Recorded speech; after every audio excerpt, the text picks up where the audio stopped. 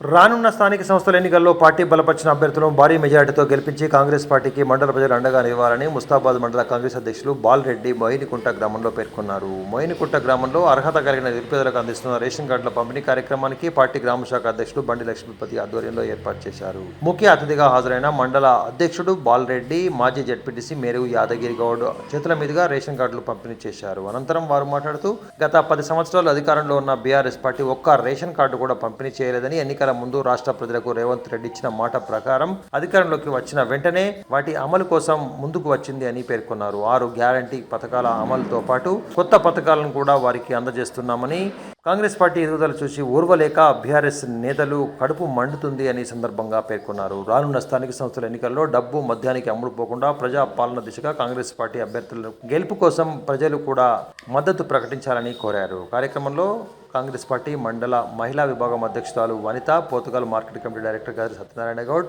నేతలు ఉచ్చిడి బాలరెడ్డి, సతీష్ గౌడ్, బాను, బెల్లం స్వామి, సుధాకర్ తదితరులు ఉన్నారు.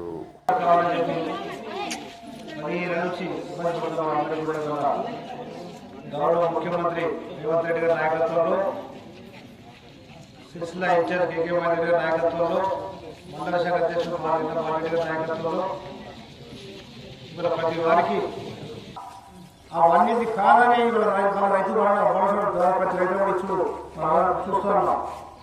ఇదే కాదు, రాను రాను ఇంకా ఈ కాంగ్రెస్ ప్రభుత్వంలో చాలా సంక్షేమ జరుగుతాయి, మంచిదని చెప్పి అభివృద్ధి జరుగుతుంది, తప్పకుండా అభివృద్ధి జరుగుతున్న నమ్మకం మాకు ఉన్నది.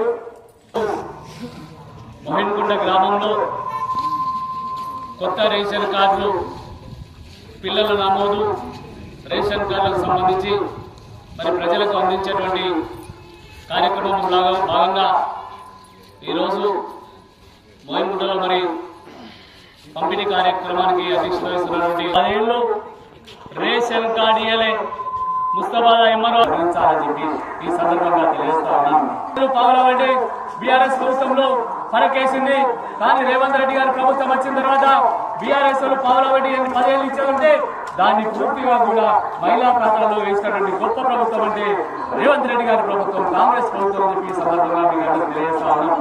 అదేవిధంగా మహిళలందరికీ కూడా ఇవాళ 10 లక్షల వడ్డీ